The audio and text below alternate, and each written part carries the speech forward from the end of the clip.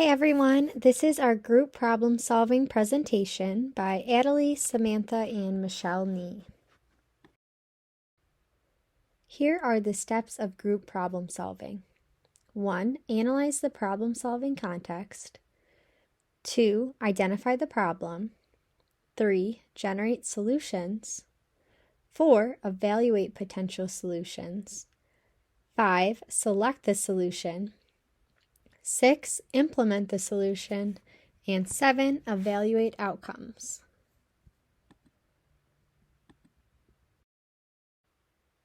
Analyze the problem-solving context.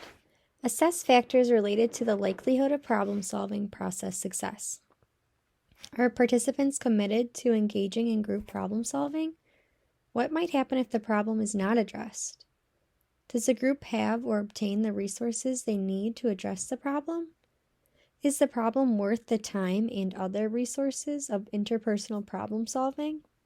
The answers to these questions can help you decide whether problem solving is warranted. The team may choose to problem solve if they are not familiar enough with the situation to make judgments about the impact of not addressing the problem, and if the individuals involved have a strong commitment to problem solving. The team may choose to not problem solve if the team does not have time to devote to it, or the problem is beyond the control of the team. For example, a family issue, in which the best strategy would be to refer the family to the appropriate social agency.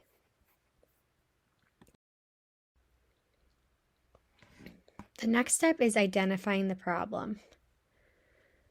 Divergent process. Explore all possible problems that interfere with the main objective. It's important to not make any assumptions. Team members share their perspectives, describe the problem that exists. Team members should discuss problems using clear and precise language. State the problem as a question. For example, how can we improve Mary's behavior at school? Allow enough time for team to identify the problem. Check to make sure all team members agree on the problem that has been identified. Monitor to make sure all team members are staying committed to their roles during the process.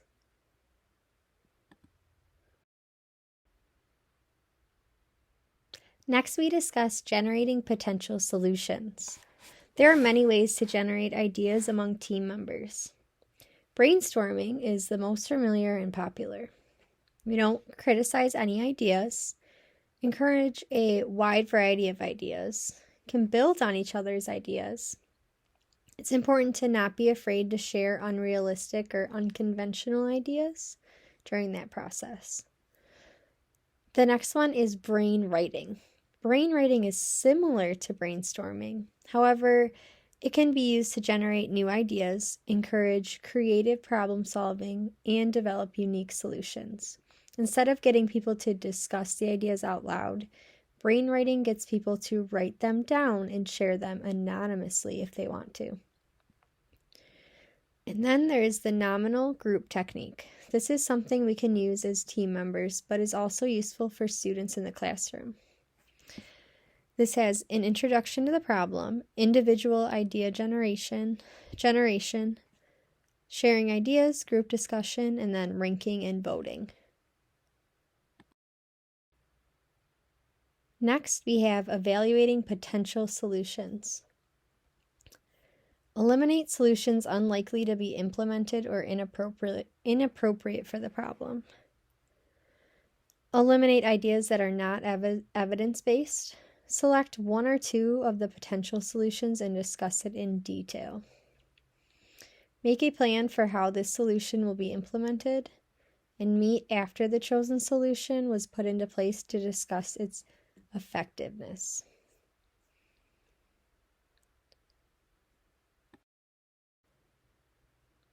Next is selecting the solution. Questions to ask when selecting a solution. Does the solution disrupt routines or schedules? Does the solution have any costs? Does the solution require extra amount of time? Who will have the most responsibilities? Is everyone comfortable with the solution? As a group, selecting the solution to implement should be discussed and clear. If an intervention or strategy will disrupt classroom routines or require changes in staff assignments, it may not be considered first. A simple solution that requires no new resources typically is preferable to one that involves additional funds or time. A solution that needs multiple activities or people may be less feasible. It's also important to consider individual preference. You are more likely to have a successful outcome if the implementer is more comfortable and willing to do the chosen solution. Implementing the solution. Finalizing the plan for implementation. Review the plans. Who's responsible for specific tasks? When does it need to be completed? How will progress be documented? Discuss and create criteria for success. What is the goal? Detailed plans to achieve success. And schedule a due date to meet as a team. So during implementation, you rely on the commitment and expertise of those in your problem-solving setting. Some problems that your team might run into include participants not following through on their responsibilities. Your team may realize that the chosen solution is not working or realistic. There is an interference by a factor that is out of the team's control. For example, weather or students out due to an illness.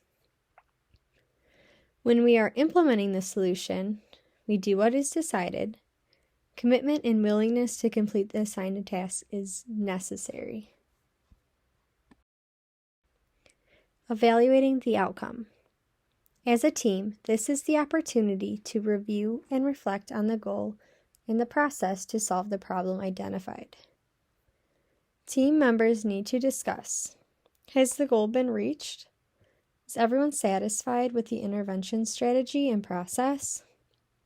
What can be changed to make the outcome more successful? If the goal has not been successfully reached, the team members will need to analyze the reason. Intervention strategy, consistency in implementation, lack of information, the problem-solving process.